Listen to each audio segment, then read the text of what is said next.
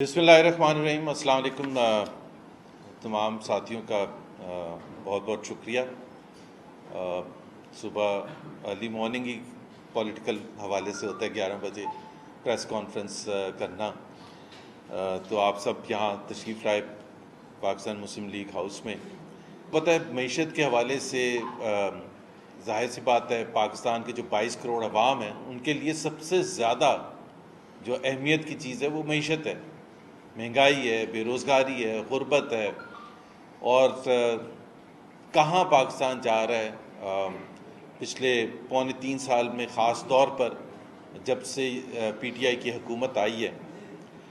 تو اس وجہ سے ایک تو ضروری بنتا ہے کیونکہ ہر مہینے معیشت کے مختلف اہداف آتے ہیں، ٹیکس کلیکشن کے حوالے سے، گروتھ کے حوالے سے، فسکل ڈیفیسٹ کے حوالے سے، اور دوسرے جو اہداف ہوتے ہیں میکرو اکنامک انڈیکیٹرز ہوتے ہیں، ایک تو ہر مہینے یا ہر کوارٹرلی یا ہر 6 مہینے کے بعد یا اینول، تو ایک تو وہ ضروری بنتا ہے کہ اس کا تجزیہ کیا جائے کہ جی معیشت کس طرف جا رہی ہے۔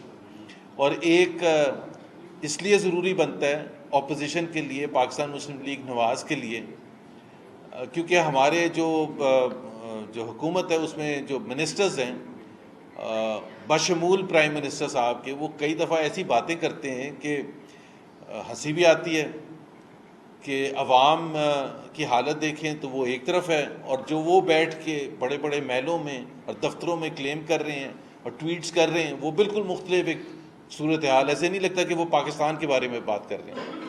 تو اس دفعہ بھی یہ جو ایک تو ظاہر ہے موقع بھی بنتا تھا کیونکہ ایک فائنینس منسٹری میں چینجز ہوئے ہیں، اس حوالے سے کہ کس وجہ سے بار بار چینج کرنا پڑتا ہے وزیر اعظم صاحب کو،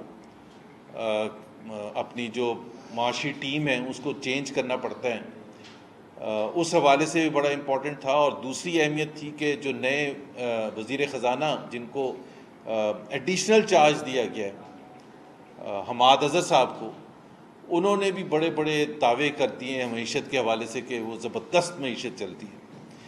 مسئلہ یہ ہوتا ہے معیشت میں 2 چیزیں ہوتی ہیں بڑی اہمیت، جس میں آپ جو مرضی کلیم کرتے رہیں۔ ایک تو عوام سے پرسنل، چاہے وہ ریڑھی والا ہے، چاہے وہ اسکول ٹیچر ہے، چاہے وہ مڈل کلاس کوئی اکاؤنٹنٹ ہے، یا جو بھی ہے، اس کو معیشت کے لیے ورلڈ بینک اور آئی ایم ایف کی رپورٹس یا حماد اظہر کی سٹیٹمنٹ یا عمران خان کی سٹیٹمنٹ بتانے کی ضرورت نہیں ہوتی۔ وہ جب دکان میں چینی لینے جاتا ہے تو اس کو پتہ چل جاتا ہے کہ چینی مہنگی ہو گئی ہے، انڈے لینے جاتا ہے، مرغی لینے جاتا ہے، دالیں لینے جاتا ہے، بجلی کا بل پے کرتا ہے، بچوں کی اسکول کی فیس پے کرتا ہے، تو اس کو پتہ چل جاتا ہے کہ معیشت کی حالت کیا ہے، کیونکہ انکم بڑھ نہیں رہی ہے اور مہنگائی بڑھتی چلی جا رہی ہے۔ تو ظاہر سی بات ہے ہر مہینے، ہر آنے والا مہینہ اس کے لیے ایک مشکل سے مشکل ہو جاتا ہے۔ تو ایک تو یہ بتانے کی ضرورت ہے وزیر اعظم صاحب کو، اور حماد اظہر صاحب نئے نئے آئے ہیں، کہ ابھی ایک سروے 2 دن پہلے ہوا ہے پاکستان کا، جس میں عوام نے 3 جو ایریاز ہیں معیشت کے، اس کو کہا ہے کہ سب سے زیادہ ان کے نزدیک اہمیت ان 3 چیزوں کی: مہنگائی، غربت، بے روزگاری۔ یہ 3 ہیں جو سب سے زیادہ امپورٹنٹ ہیں، اور ان 3 کے بارے میں آپ اپنی بات سنیں گے، آج بھی کریں گی فردوس عاشقبان، شہباز گل، حماد اظہر، فواد چودھری، وزیر اعظم صاحب بھی کہیں بولیں گے۔ کرنٹ اکاؤنٹ ڈیفیسٹ ہم نے بڑا اچھا کر دیا۔ کرنٹ اکاؤنٹ ڈیفیسٹ اچھا کرنے کا مطلب یہ ہوتا ہے کہ اس کی وجہ سے ان 3 چیزوں پر اچھا اثر آنا چاہیے: مہنگائی کم ہو، غربت کم ہو، بے روزگاری کم ہو، تو جا کے آپ کہہ سکتے ہیں کہ جی جو آپ نے کرنٹ اکاؤنٹ میں جو پازیٹو چیز لائے ہیں اس کا فائدہ عوام تک پہنچ رہا ہے۔ ورنہ انہوں نے کیا کیا ہے، یہ بالکل ایسا ہی ہے، اور یہ پتہ نہیں وزیر اعظم اگر سنیں تو وہ سمجھ لیں کہ ایک گھر میں بجلی کا بل بہت آتا ہے، آپ لائٹس کھولنا بند کرتے ہیں، آپ پنکھے چلانا بند کرتے ہیں، آپ اے سی چلانا بند کرتے ہیں، اور مہینے کے بعد آپ ایک دوسرے کو شاباشی دے رہے ہیں کہ دیکھیں جی بجلی کا بل 0 ہو گیا۔ کام نہیں ہوگا، کوئی بچہ اسکول نہیں جائے گا، پڑھائی نہیں کر سکے گا، کھانا نہیں بنے گا، لیکن ایک دوسرے کو مبارکباد کس چیز کی کہ بجلی کا بل دیکھیں ہم نے کتنا کم کر دیا. ایسے بجلی کا بل کم کرنے سے کوئی فائدہ نہیں ہوتا جب تک اس گھر والوں کے لیے بہتری نہ آئے. اسی طرح سے سب سے اب یہ 3 اہداف کا ہم ذکر کر لیتے ہیں کہ یہ 3 اہداف جب سے یہ حکومت آئی ہے. اور پہلے تو میں حماد اظہر اور یہ جو چینجز ہیں اس کے حوالے سے بات کر لوں کہ آپ خود یہ سوچیں کہ جب سے یہ حکومت آئی ہے، عمران خان صاحب پہلے کہتے تھے کہ میرے پاس تیار ہے ٹیم، معیشت کو ہم یہاں نیچے سے اوپر آسمان تک پہنچا دیں گے. 1 سال دے دیں مجھے، 1 سال، پہلے تو 90 دن کا، پھر 100 دن کا، پھر 1 سال کا، پھر 2 سال کا، اب 3 سال ہونے والے ہیں. 3 فائنینس منسٹرز، ابھی 3 سال نہیں ختم ہوئے. اور تیسرا جو ہے حماد اظہر، وہ ایڈیشنل چارج ہے. شوکت ترین صاحب پچھلے ہفتے آپ نے دیکھا تھا ٹی وی پر آئے اور انہوں نے کہا کہ ان کو آفر ہوئی ہے. تو ابھی ہمیں جیسے ہم بات کر رہے ہیں ہمیں یہ نہیں پتا کہ ہمارا فائنینس منسٹر کون ہے. اور یہ اپریل کا مہینہ ہے، بجٹ آنے والا ہے، IMF پروگرام میں جانے والے ہیں، معیشت کی بدحالی کی انتہا ہے، اور ابھی ہمیں یہ نہیں پتا کہ ہمارا فائنینس منسٹر کون ہے. 4 فائنینس سیکرٹری چینج ہو چکے ہیں، 5 FBI چیئرمین چینج ہو چکے ہیں، 4 board of investment chairman change ہو چکے ہیں. یہ معیشت کی ٹیم ہے، وہ جو تیار تھی 2018 سے پہلے. مطلب کسی نے سوچا تھا کہ جب عمران خان صاحب 2018 سے پہلے کہہ رہے تھے کہ میں بہترین ٹیم لاؤں گا جیسی اس قوم نے نہیں دیکھی ہے، اس کی معیشت کے انچارج حفیظ شیخ ہوں گے یا حماد اظہر ہوں گے. اگر کوئی دل پر ہاتھ رکھ کے کوئی PTI کا بڑا سے بڑا سپورٹر کہتے کہ ہاں ہمیں پتا تھا کہ ان میں سے 2 میں سے فائنینس منسٹر ہوگا. پہلے اسد عمر نے ہونا تھا، اسد عمر کو 8-9 مہینے کے بعد فارغ کر دیا، وہ بھی آپ نے ہی کیا. حفیظ شیخ صاحب کو فارغ کیا تو شبلی فراز جو سپوکس پرسن ہے حکومت کے، انہوں نے کہا کہ یہ مہنگائی کو کنٹرول نہیں کر سکے تھے. بھائی ہم بھی تو 3 سال سے یہی کہہ رہے تھے کہ سب سے بڑا جو ایشو ہوتا ہے پاکستان کے عوام کے لیے، 22 کروڑ عوام کے لیے، وہ مہنگائی ہوتا ہے. اور آپ نے بڑے آرام سے 2.25 سال کے بعد فائنینس منسٹر کو فارغ کیا اور کہا کہ جی وہ مہنگائی پر نہیں کنٹرول کر سکتے تھے. اب حماد اظہر صاحب کو لے کے آئے ہیں اور ساتھ میں اوپر ان کے بٹھا دیا شوکت ترین صاحب کو، اور اکنامک ایڈوائزری کمیٹی جس میں شوکت ترین بھی ہے اور بھی لوگ ہیں. کسی نے کہا تھا وہ چلے ہوئے کارتوس وہ دوبارہ سے لا کے بٹھا دیے، اور وہ معیشت کو پہلے بگاڑ اتنا چکے ہیں، اب کیا ٹھیک کریں گے. حماد اظہر صاحب نے 2 دن پہلے دعویٰ کیا کہ معیشت بڑی زبردست چل رہی، اور انہوں نے کہا کہ جی اس اگلے سال پاکستان کی گروتھ جو ہے 4% ہوگی. ایک تو آپ اگلے سال کی بات نہ کریں، آپ پہلے تو اس سال کی بات کر لیں، تیسرا سال جو ختم ہو رہا ہے، کیونکہ وہ ہوتا ہے ٹرک کی بتی کے پیچھے لگانا کہ ہمارے آخری سال میں گروتھ بڑی زبردست ہوگی. اس وقت 2020 جون جو ختم ہو رہا ہے، جو ورلڈ بینک کی رپورٹ اور خود جو پاکستان کی حکومت مانتی ہے، اس کے حساب سے پاکستان کی گروتھ ریٹ ہوگی 1.5%، یعنی کہ 75-74 سال میں 2% سے کم ریئرلی ہماری گروتھ ریٹ رہی ہے، اور یہ کریں گے 1.5%. یہ تیسرا سال ختم ہوگا PTI کی حکومت کا.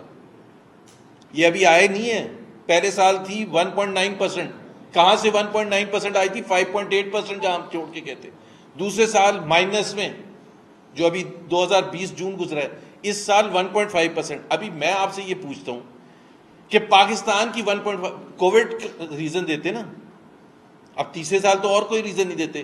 اب باقی ممالک ذرا دیکھ لیں کہ ان کی گروتھ ریٹ کیا ہوگی. پاکستان کی 1.5%، نیپال 2.7%، انڈیا 11.5%، بنگلہ دیش 3.6%، ملائیشیا 7%، ترکی 6%، فرانس، یورپ لے لیتے ہیں، یورپ وغیرہ میں گروتھ ریٹس اتنی نہیں ہوتی ہیں، 1%، 2%، 3%، فرانس 5.5%. تو مجھے کوئی بتائے، عمران خان سے یہ سوال پوچھے کہ 3 سال کے آخر میں کووڈ تو سب جگہ آیا ہے نا، یہ کہتے ہیں نا کووڈ، تو انڈیا میں نہیں آیا، انڈیا میں تو تباہی پھیر دیا کووڈ نے، بنگلہ دیش میں نہیں آیا، نیپال میں نہیں آیا، فرانس میں نہیں آیا. وہاں کی گروتھ ریٹس کیوں ہیں؟ کیونکہ ان کی معیشت زیادہ اچھے طریقے سے رن کی جا رہی ہے.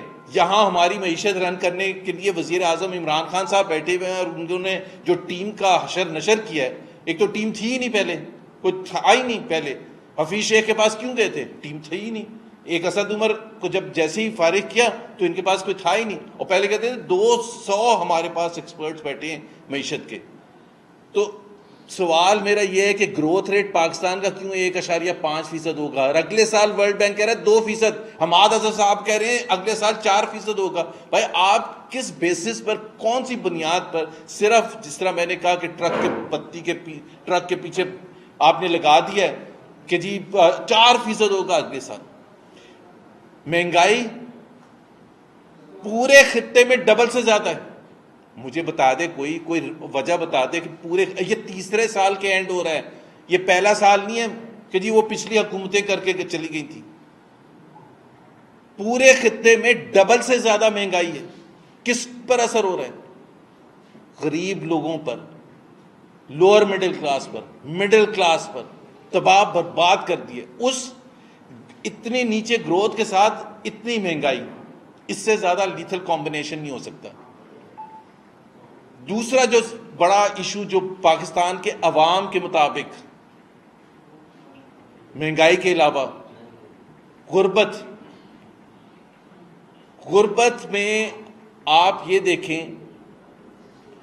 کہ جتنا اضافہ کیا گیا ہے، تقریباً 1.5 کروڑ پاکستانی کو پچھلے 3 سال میں غربت کی لکیر سے نیچے دھکیل دیا گیا. 1.5 کروڑ. پاکستان کی تاریخ میں بڑے بڑے پولیٹیکل کرائسس آئی ہیں، جنگیں بھی ہوئی ہیں. 1.5 کروڑ لوگ 2.5 سال میں غربت کی لکیر سے نیچے نہیں کبھی دھکیلے گئے تھے. اور سب سے بڑی جو افسوس کی بات ہے اور ہنسی بھی آتی ہے کہ یہ پہلی حکومت ہے دنیا کی تاریخ میں جو سمجھتی ہے کہ ہم جتنے لوگوں کو غربت کی لکیر سے نیچے دھکیلتے ہیں، وہ وزیر اعظم صاحب کھڑے ہو کے کہتے ہیں کہ ہم نے احساس پروگرام اتنا بڑھا دیا. اس میں کوئی فخر کی بات نہیں ہے. فخر کی بات یہ ہوتی ہے کہ غربت کی لکیر سے نیچے سے لوگوں کو اوپر لے کے آئیں، ان کو نوکریاں دے کے، فیکٹریاں بنا کے، انڈسٹریلائزیشن کر کے، انویسٹمنٹ لا کے. یہ کون سی حکومت ہے جو صرف اس چیز پر فخر کرتی ہے کہ جی ہم نے اور لوگوں کو دھکیل دیا نیچے اور اس وجہ سے ہمارا احساس پروگرام بڑھ گیا؟ یہ پہلی حکومت ہے. بجائے کہ آپ 3 سال کے بعد کھڑے ہو کے یہ کہتے کہ احساس پروگرام میں نے 120 بلین پر شروع کیا تھا، میں نے 50 لاکھ لوگوں کو یا 60 لاکھ لوگوں کو غربت کی لکیر سے اوپر لے کے آئے ہیں، اس لیے ہمیں اب ان کو پیسے دینے کی ضرورت نہیں ہے کیونکہ وہ کما رہے ہیں. یہ ہوتی ہے ایک منطق. بے روزگاری 1 کروڑ نوکریاں دینی تھی 3 سال میں، یعنی کہ 60 لاکھ، 70 سے 80 لاکھ جا چکی ہیں. سو تینوں جو اہداف ہیں جو کسی ملک کے لیے بھی، آج بھی جو میں نے سروے کا ذکر کیا تھا وہ 3 ہیں، لیکن اس 3 کی نہیں بات کرتے ہیں. حماد اظہر صاحب نے کہا کہ اللہ کا شکر ہے ٹیکس ریونیوز جو ہیں بڑے زبردست بڑھ رہے ہیں، 10% بڑھ گئے. ابھی آپ مجھے یہ بتائیں کہ 3 سال میں 10% ٹیکس ریونیو انکریز ہوئے صرف 3 سال میں، یعنی کہ تقریباً 3% ہر سال ایوریج اگر لگائیں 3%.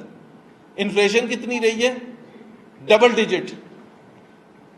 تو کم سے کم ٹیکس ریونیو اتنا تو گرو کریں جتنا آپ کا انفلیشن ہے. اب آپ کمپیئر کر لیں 3% ایوریج 3 سال پر، اور پی ایم ایل این کے جو 5 سال تھے اس میں سے 4 سال میں 20% گروتھ تھی. ریونیو گروتھ 20%، سب سے کم تھی 13%، اور انفلیشن کتنا تھا؟ 4%. اس سے آپ تناسب سے دیکھیں کہ جینوئنلی ٹیکس ریونیو بڑھنے کا فائدہ کیا ہے؟ ٹیکس ریونیو بڑھنے کا فائدہ یہ ہے ہم نے ڈبل کیا، 1900 بلین سے لے کے 3850 بلین پر چھوڑا. یہ ادھر ہی پھنسے ہوئے ہیں. اس سال صرف 10% گرو کریں گے تو 3 سال میں آپ حساب لگا لیں. اس کا مطلب کیا ہے؟ ایک صرف میں الارمنگ فگر بتا دوں اس قوم کے لیے، اور حماد اظہر صاحب اگر سننا چاہیں تو، اور وزیر اعظم صاحب، کہ کتنا ہم کس ڈیزاسٹر کی طرف جا چکے ہیں. جو آپ کے ڈیٹ سروسنگ ہوتی ہے، جتنا آپ کا ٹیکس ریونیو کلیکٹ ہوتا ہے اس کی تناسب سے، جس کو آپ کہتے ہیں debt servicing to F P R revenue 39%، 39% تھا 2018 میں، یعنی کہ جتنا ٹیکس ریونیو آتا تھا اس کا 39% جو تھا وہ قرضوں میں چلا جاتا تھا، انٹرسٹ میں۔ اس سال وہ 80% ہوگا، ڈبل سے زیادہ کر دیا صرف 3 سال میں۔ ابھی آپ بتائیں کہ یہ کیا معیشت سسٹینیبل ہے؟ اور یہ ٹرینڈ ہوتا ہے، پچھلے سال 74% تھا، اس سال تقریباً 80% ہوگا، یعنی کہ جو بھی F P R revenue collect کرے گا 80%، صرف کس وجہ سے؟ جو شوکت کریم نے بھی کہا تھا 1500 ارب روپے تو ایڈ کر دیا انٹرسٹ میں۔ کیوں ایڈ کر دیا؟ اپنی غلط پالیسیز کی وجہ سے۔ ایک تو معیشت چوک کر رہی ہے، ٹیکس ریونیو آپ نے بڑھایا ہی نہیں، اخراجات آپ کے بڑھتے چلے جا رہے ہیں، فسکل ڈیفیسٹ بڑھتا چلا جا رہا ہے، ظاہر سی بات ہے آپ قرضے زیادہ لیں گے تو انٹرسٹ پیمنٹ زیادہ ہوگا۔ اور میں صرف ایک فگر آپ کو بتا دوں، کیونکہ حماد اظہر نے بھی ذکر کیا کہ ہم فسکل ڈیفیسٹ پر کنٹرول کر رہے ہیں۔ پاکستان کی تاریخ میں یہ واحد 3 سال ہیں، 2019، 2020 اور 2021، جس میں fiscal deficit percentage of G D P کے حساب سے 8% سے اوپر رہا ہے، پہلی دفعہ پاکستان کی تاریخ میں۔ اماؤنٹ جو میرا خیال ہے وزیر اعظم زیادہ اچھی طرح سمجھ لیں گے، اور جو کہتے ہیں نا کہ قرضے کیسے ہوتے ہیں، پہلے 3 سال میں پی ایم ایل این کی حکومت میں 4200 بلین روپے کا فسکل ڈیفیسٹ تھا، یعنی کہ جو اخراجات تھے اور جو انکم تھی، ایف پی آر کا ریونیو تھا، اس میں جو ڈفرنس تھا وہ 4200 بلین تھا۔ یہ facts and figure state bank of Pakistan اور منسٹری آف فائنانس کی ہیں، ہماری اپنی نہیں ہے۔ 4200 3 سال میں، انہوں نے 3 سال میں کتنا کریں گے؟ 10,700 ارب۔ 10,700 ارب آپ کہاں سے پورا کریں گے؟ قرضے ہی لیں گے نا۔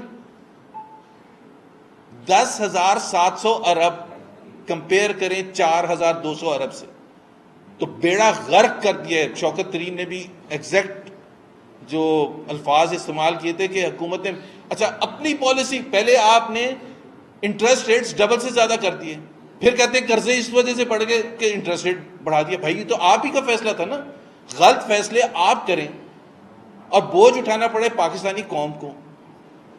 پاکستانی قوم پس گئی اس کی وجہ سے۔ ابھی جتنا بھی میں نے آپ کو بتایا 80% ایف بی آر کا ریونیو صرف انٹرسٹ سروسنگ میں جا رہا ہے، تو آپ ہر چیز کے لیے، اور ڈیفنس کو آپ ملا لیں تو وہ آپ 100% سے اوپر چلا جاتا ہے، اور پھر ہر چیز کے لیے آج سے میرا خیال ہے 2 سال بعد 2023 تک اگر یہ حکومت چلی تو 100% جتنا ایف بی آر کا ریونیو ہوگا اتنا انٹرسٹ پیمنٹ ہوگی۔ تو اس کا مطلب یہ ہے کہ ہر چیز کے لیے باشمول ڈیفنس، باشمول صوبوں کو جو 60% دینا پڑتا ہے ایف بی آر ریونیو کا، ہر چیز کے لیے آپ قرضہ لیں گے۔ تو اگر سب سے زیادہ جو اہمیت ہوتی ہے معیشت میں ہوتی ہے ٹرینڈز کی، کہ آپ کے ٹرینڈز کس طرف جا رہے ہیں، کہ کیا وہ نیگیٹو جا رہے ہیں یا پازیٹیو جا رہے ہیں۔ سلولی اگر آپ پازیٹیوٹی کی طرف لے کے جائیں گے کہ جی گروتھ ریٹ آہستہ آہستہ بڑھے گی، آپ نے 5.8% سے 1.9% پر آگے، آپ کوئی وجہ بتا دیں؟ اس وقت تو کووڈ بھی نہیں تھا، اور ہماری کیوں سب سے کم ہے 3 سال کے بعد؟ بنگلہ دیش کی ہمارے سے زیادہ کیوں ہے؟ سری لنکا کی ہمارے سے زیادہ کیوں ہے؟ نیپال کی ہمارے سے زیادہ کیوں ہے؟ ہندوستان کی ہمارے سے زیادہ کیوں ہے؟ ملائیشیا، ٹرکی، مطلب کوئی ریزن ہوتا ہے سوائے اس کے کہ شرمندگی ہو کہ جی ہم نکمے ہیں، ہماری حکومت نکمی ہے، اس کی سمجھ بوجھ نہیں ہے، اس کے پاس ٹیم نہیں ہے۔ تو ایک تو یہ حماد اظہر صاحب کے لیے مشورہ یہ ہے کہ اس میں جس طرح میں نے کہا نا کہ 2 چیزیں ہوتی ہیں، آپ کی ٹویٹس کرنے سے اور آپ کی پریس کانفرنس کرنے سے اور یہ کہنا کہ جی معیشت بہتری کی طرف جا رہی ہے، بہتری کی طرف آپ عام عوام سے جا کے پوچھ لیں، آپ میکرو اکنامک انڈیکیٹرز دیکھ لیں، آپ ورلڈ بینک کی رپورٹ دیکھ لیں، آپ آئی ایم ایف کی رپورٹ دیکھ لیں، اور کمپیئر کر لیں پاکستان کو اس 3 سال کو پچھلے اعتبار سے، پی ایم ایل این کے اعتبار سے، ہر حوالے سے، مہنگائی کے حوالے سے، غربت کے حوالے سے۔ مطلب ہم پہلے دن آ کے مہنگائی کم ہونی شروع ہو گئی، غربت کم ہونی شروع ہو گئی، بے روزگاری کم ہونی شروع ہو گئی۔ ان کے 3 سال میں مہنگائی اوپر، بے روزگاری اوپر اور غربت اوپر، اور جو چیزیں اوپر جانی تھی گروتھ ریٹ وہ نیچے۔ پاکستان کی تاریخ میں سن 47 سے لے کے پہلی دفعہ پچھلے سال نیگیٹو گروتھ ہوئی۔ پھر پاکستان میں کیا کیا کرائسس نہیں آئے، ایسٹ پاکستان الگ ہو گیا، سول وار ہو گئی، 3 جنگیں ہو گئیں، حکومتیں چینج ہو گئیں، بڑے بڑے یہاں سیلاب آ گیا، تباہ حالی آ گئی، لیکن مائنس میں کبھی نہیں گئی تھی. جو میں کہہ رہا تھا نا ٹرینڈ، تو اگر آپ ہماری حکومت جب آئی تھی 2013 میں تو 3% سے کم تھا گروتھ ریٹ. پہلے سال 4% سے اوپر آ گیا، پھر 4.2%، 4.5%، پھر 5%، پھر 5.8%. اسی طرح سے مہنگائی جہاں ہم چھوڑ کے گئے 3% سے کم.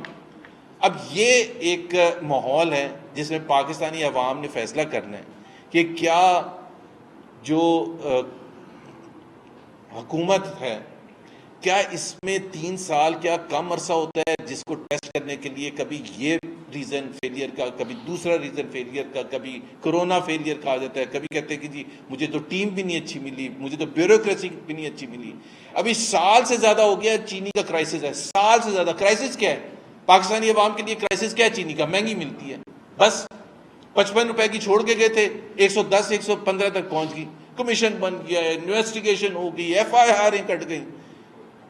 شام کو یہ نہیں چیک کرتے ہیں شہزاد اکبر صاحب جا کے کہ چینی کی قیمت کتنی ہے، لیکن یہ آگے ضرور بتاتے ہیں کہ آج ہم نے 3 اور FIR کاٹ دی. ابھی کوئی اس معصوم پاکستانی کا کوئی انٹرسٹ ہے جس کو 110 115 روپے کی چینی مل رہی ہے، جس کو دالیں اتنی مہنگی مل رہی ہیں، جس کو آٹا اتنا مہنگا مل رہا ہے؟ اور یہ مہنگا کیوں ہے؟ سکیمز ہیں، پیسے بنائے جا رہے ہیں، دبا کے پیسے بنائے جا رہے ہیں، اور ان کے اپنے ناک کے نیچے پیسے بنائے جا رہے ہیں. ندیم بابر کو ہم چیخیں مار مار کے تھک گئے کہ جی کنفلکٹ آف انٹرسٹ ہے، وہ پیسے بنا رہے ہیں. 3 سال اس کو بلینز اینڈ بلینز بنانے دیے، اور اس کے بعد اس کو کہا کہ آپ فارغ ہیں. تو اس کا کوئی حساب کتاب ہے؟ وہ کیانی صاحب جو ہیں، کیا نام ہے، جو پہلے ہیلتھ منسٹر تھے، دوائیوں کا سکینڈل ہوا، عامر کیانی صاحب، ان کو سیکرٹری جنرل بنا دیا پارٹی کا. مطلب آپ عہدہ دیکھیں، مطلب ان کی پروموشن ہو گئی. کوئی ایک آپ بتا دیں، رزاق داؤد پر روز ٹی وی پر پروگرام ہوتے ہیں کنفلکٹ آف انٹرسٹ. ابھی یہ جو چینی کا سکینڈل ہوا ہے، کاٹن کا سکینڈل ہوا ہے، کہ ECC میں سمری لے کے چلے گئے، اور وزیر اعظم صاحب جو ہیں وہ کہتے ہیں جی انہوں نے ہیٹ پہلے پہنا تھا کمرس منسٹر کا، ہیٹ نہیں پہنا تھا، مائنڈ پہننا تھا. مائنڈ آ کے آپ نے سائڈ پر رکھا اور آپ نے سائن کر دی سمری، اور پھر کہہ رہے ہیں ECC تو صرف معیشت کے حوالے سے فیصلہ کرتا ہے. بالکل غلط بات ہے. میں 3.5 سال ECC کا ممبر رہا ہوں. آپ خود سوچیں کہ اتنی پاورفل باڈی ہو، جو چیئر کر رہا ہو فائنانس منسٹر، جس میں سارے اکانومی ریلیٹڈ فیڈرل منسٹرز ہوں، governor state bank who, SCGP chairman who, board of investment کے چیئرمین ہوں، سیکٹریز ہوں سارے، تو وہ امپلیکیشنز نہیں ڈسکس کرتے کہ جی کیا ہم، پاکستان نے تو ٹریڈ بند کی بھی انڈیا کے ساتھ، یہ اتنا بڑا فیصلہ جو ہم کرنے جا رہے ہیں، اس میں منسٹری آف فارن افیئرز یا آپ کی منسٹری آف دوسری جو ڈیفنس آرگنائزیشنز ہیں ان کا انپٹ لے لیا، نیشنل سیکیورٹی کا انپٹ لے لیا. وہ نہیں انپٹ لیا. جب وہ ویلا مچا اور شور مچا، اور کیبنٹ میں جب سمری گئی ہے تو وزیر اعظم اتنے معصوم ہیں، وہ حماد سے پوچھ رہے ہیں کہ حماد آپ نے یہ کیسے کر دیا؟ اور حماد ایٹ لیسٹ اس میں تو میں سلام کروں گا حماد کو کہ اس نے کہا سر آپ ہی نے تو کہا تھا. تو مطلب اگر وزیر اعظم کی حالت یہ ہے تو آپ سوچیں کہ فیصلہ سازی کیسے ہو رہی ہے. اسٹیٹمنٹ یا ہر موومنٹ جو مریم نواز صاحبہ کی ہوتی ہے تو 5 وزیر پریس کانفرنس کرتے ہیں اسی دن، اور پھر ٹاک شوز میں مریم نواز مریم نواز مریم نواز.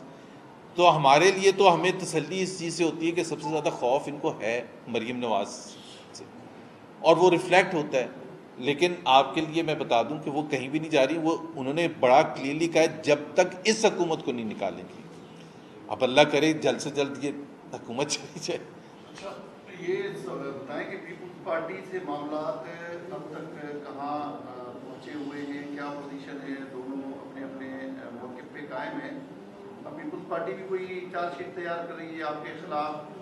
ان کا خاص طور پہ یہ کہہ رہا ہے کہ بھی پنجاب میں جو سینیٹر نون لیگ نے PTI سے مل کر سلیکٹ کروائے تو وہ بھی تو PDM جماعتوں سے نہیں پوچھا، اور بھی اس طرح کی کئی باتیں. ایک تو وہ پنجاب کے حوالے سے میں کلیریفائی کر دوں کہ سینٹ کے الیکشن سے پہلے، اس کے دوران، اس کے بعد آپ کو پتہ ہے جو سب سے زیادہ بات ہو رہی تھی سینٹ کے الیکشن کے حوالے سے وہ تھی پیسوں کے حوالے سے. پیسے کی لین دین، کروڑوں روپے لین دین ہو رہی ہے ایک ایک سیٹ پر. وزیر اعظم صاحب نے خود کہا کہ جی 50 سے 70 کروڑ ریٹ چل رہا ہے بلوچستان میں ایک سینٹ کی سیٹ کا. یہاں آپ کو پتا ہے کہ پی ٹی آئی نے خود الزام لگایا اپنے کینڈیڈیٹ ابرو پر کہ اس نے 35 کروڑ روپے دیے ہیں گورنر سندھ کو اور دوسرے لوگوں کو. کے پی میں آپ کو پتا کیا ہوا, ایک صوبہ ہے جہاں کوئی ایک بات نہیں ہوئی, وہ ہے پنجاب, اور جہاں سب سے زیادہ سٹیکس تھے پی ایم ایل این کے. اور یہ 2021 کی بات نہیں, 2018, 2015, 2012, 2009. آپ مجھے ایک دفعہ بتا دیں کہ جی پی ایم ایل این والوں نے لین دین کی تھی پیسوں کی. الزام ہی نہیں ہے, نہ ٹیبل کے اس سائڈ پر نہ ٹیبل کے اس سائڈ پر. اب تو پی ٹی آئی ٹیبل کے دونوں سائڈ پر ہوتی ہے, یا ایک سائڈ پر تو ہوتی ہی ہوتی ہے, یا پیسے لینے میں یا پیسے دینے میں. تو آپ کے مسئلہ ہے. تو ہمارے لیے سب سے زیادہ امپورٹنٹ یہ تھا کہ ہماری 5 سیٹیں نکلتی تھی, اور 5 سیٹوں میں بھی ایک ٹیکنوکریٹ کی تھی جس میں آٹومیٹکلی ان الیکٹڈ پہلے ہی وہ تاڑر صاحب, کیونکہ 2 کینڈیڈیٹ تھے, ایک ان کی طرف سے ایک ہماری طرف سے, ایک وومن سیٹ تھی, اس پر کوئی مقابلہ نہیں ہونا تھا. تو 3 سیٹیں تھیں. اب 3 کی یا تو 2 ہو سکتی تھیں یا 3 کی 4 ہو سکتی تھیں. 4 ہونے کے لیے کیا کرنا پڑتا, تقریباً ہمیں 20 ایکسٹرا ایم پی ایس چاہیے تھی. پھر سارے کے سارے ہمارے اوپر الزام لگاتے کہ جی دیکھیں انہوں نے پیسے کھلائے ہیں, انہوں نے پیسے کی لین دین کر کے 20-22 ہمیں پی ٹی آئی کے چاہیے ہوتے نا. تو اس وجہ سے ہم نے اپنے حساب سے سمجھا تھا کہ یہ بیسٹ طریقہ یہ ہے کہ ہماری 5 سیٹیں نکلتی ہیں, اس میں ایک ماحول بھی نہیں بنے گا. پورے پاکستان میں اگر ایسے ہوتا آپ مجھے بتائیں تو سب کہتے ہیں کہ کلینسٹ سینٹ الیکشن پاکستان کی تاریخ میں, اور یہ سب سے زیادہ خراب سمجھے گئے ہیں کہ پیسے کی لین دین اتنی ہوئی ہے. یہ ہمارا ریزن تھا. پیپلز پارٹی کے الزامات جو ہیں وہ کہہ رہے ہیں چارج شیٹ وغیرہ, چارج شیٹ مطلب ہم نے, اللہ کا شکر ہے ہماری جو پرفارمنس ہے, ہم جب بھی حکومت میں رہے ہیں یا حکومت سے باہر رہے ہیں, ہم نے اصولی سیاست کی ہے. اور آپ کا ڈفرینس آف اوپینین تو ہو سکتا ہے, ہر پارٹی کا ڈفرینس آف اوپینین ہو سکتا ہے اسٹریٹجی کے حوالے سے کہ جی یہ کرنا چاہیے یہ نہیں کرنا چاہیے, with in the parliament out side the parliament. لیکن ہمارے اوپر یہ کوئی نہیں انگلی اٹھا سکتا کہ چارج شیٹ کہ جی ہم نے کوئی ایسی چیزیں کی ہیں جو اصول کے خلاف ہیں, جو پرنسپلس کے خلاف ہیں, دا بیسک پرنسپلس کے خلاف ہیں. وی آر پراؤڈ کہ ہم نے وہ سیاست کی ہے, پاور کی سیاست نہیں کی ہے. وہ جو ایک الزام لگاتے ہیں کہ جی پنجاب میں کیوں نہیں حکومت گراتے, پنجاب میں گرانے سے سب سے زیادہ فائدہ کس کو ہوگا, پی ایم ایل این کو ہوگا. اور پی ایم ایل این سب سے زیادہ سیٹیں لی تھی 2018 کے الیکشن میں, دھاندلی شدہ الیکشن میں سب سے زیادہ ووٹ ہمارے تھے. باوجود اس کے تو ہم نے, ہمارا مقصد یہ نہیں ہے کہ ہم ایک صوبے میں گرا دیں اور پھر مزے لینے کے لیے بیٹھ جائیں کہ جی حکومت نہیں چلنے دے رہے فیڈرل حکومت. میرے 2 سوال, ایک تو زمین کا بنے جا رہا ہے, مریم نواز اس میں شرکت کے لیے آ رہی ہے. دوسرا میرا سوال یہ ہے کہ جہانگیر ترین حکومت پر سخت ناراض ہے, وہ خود تحریک انصاف سے انصاف مانگنے کی مطالبہ کر رہا ہے, اس پہ کیا؟ پہلی بات جہانگیر ترین کا میں بتا دوں ان کے ساتھ کتنے ایم پی ایس, کل بھی آپ نے پورے دیکھا. کل تو ایک ٹی وی پر وہ عثمان بزدار صاحب کے مشیر آئے ہوئے تھے, آدھے گھنٹے کا انٹرویو دیا, اور ان سے جب پوچھا کہ کتنے ناراض ہیں, انہوں نے کہا ساری کی ساری کابینہ ناراض ہے, پی ٹی آئی کی کابینہ ساری کی ساری ناراض ہے. یہ کل ایئر وائی پر 10 بجے ارشد شریف کے پروگرام میں آدھے گھنٹے کا انٹرویو دیا. تو P T I Imran Khan کو سمجھنے کی ضرورت ہے کہ کتنا زیادہ ان کی اپنی پارٹی میں مشکلات پیدا ہو گئی, اور یہ بڑھتی چلی جائیں گی. جب بجٹ آئے گا تو بجٹ پاس کرانا مشکل ہو جائے گا. مریم نواز صاحبہ کا آپ نے پوچھا کہ جی وہ NA 249 میں انشاءاللہ تعالیٰ ضرور آئیں گی, کیمپین کریں گی. وہ سب سے بڑا ہمارا وہ امپورٹنٹ ظاہر ہے کیمپین لیڈ کریں گی. تو جب بھی وہ ہوگا انشاءاللہ تعالیٰ وہ آئیں گی. زبیر صاحب یہ بتائیے گا کہ آپ نے جو معاشی عدم استحکام ہے یا قرآن ہے اس کی نشاندہی بھی کی, اس کی وجوہات بھی بتائی. اب عمران خان کے لیے ان سے نکلنے کا کوئی مشورہ بھی دے گے عمران خان؟ یہ معاشی مشکلات سے جب میں نے آپ کو کہا 5 بورڈ آف انویسٹمنٹ چیئرمین آپ بدل دیں, 5 آپ وہ بدل دیں FPR چیئرمین, 3 سیکٹری خزانہ بدل دیں, 3 فائنینس منسٹر بدل دیں. ابھی 3 سال نہیں پورے ہوئے ہیں, اور حماد اظہر کو ایڈیشنل چارج دیا ہے. ابھی تک ہمیں یہ نہیں پتا کہ فائنینس منسٹر کون ہوگا, اور پھر اس کے اوپر بیٹھے ہیں کپتان. مطلب یا تو نا کپتان ایسے ہیں جو بہترین آل راؤنڈر ہیں, بالنگ بھی زبردست کرتے ہیں, بیٹنگ بھی زبردست کرتے ہیں. جب وہ پارلیمنٹ میں کھڑے ہو کے کہتے ہیں ایک ہی میکرو اکنامک انڈیکیٹر ہے جو امپورٹنٹ ہوتا ہے, اور وہ ہے کرنٹ اکاؤنٹ ڈیفیسٹ. مجھے آپ خود بتائیں کہ معیشت کیسے ٹھیک ہو سکتی ہے جب ان کی نظر صرف ایک چیز پر ہے. اور آپ نے دیکھ لیا ٹریڈ ڈیفیسٹ دیکھ لیں, کرنٹ اکاؤنٹ ڈیفیسٹ, تھوڑی سی اکنامک ایکٹیویٹی ہوگی وہ خراب ہونا شروع ہو جائے گا. اکنامک ایکٹیویٹی نہیں تھی, جب امپورٹ ہی آپ نے بند کر دیا, جب اکانومی کو آپ نے چوک کر دیا, تو ظاہر سی بات ہے وہ تو ہمیں تو کوئی امید نہیں ہے. ہاں ہم اگر آپ ہمارے سے پوچھیں گے کہ ہم کیا کریں گے, ہم یہ کمٹ کرتے ہیں کہ سلولی بٹ شورلی ہر اہداف پازیٹیو ٹرینڈ ہونا شروع ہو جائے گا پہلے سال میں, جیسے ہم نے 2013 میں کیا تھا.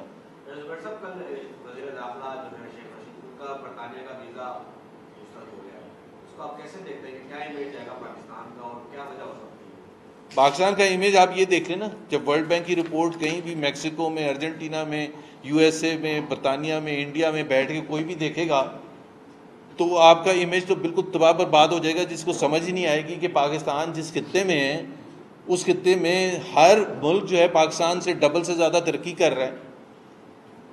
تو پاکستان کا تو امیج, عمران خان وہ کہتے تھے نا ہمارا گرین پاسپورٹ اور نوکری لینے, ابھی بھی شاید پچھلے ہفتے کہیں کہہ رہے تھے کہ میں اب بھی کہتا ہوں کہ پاکستان آئیں گے. ابھی یہ رپورٹ دیکھنے کے بعد کون آئے گا پاکستان, کون آئے گا یہاں انویسٹ کرنے کے لیے؟ مہنگائی سب سے زیادہ پورے خطے میں, ڈبل سے زیادہ, گروتھ سب سے کم, اور وہ کہہ رہے ہیں پاکستان آئیں گے.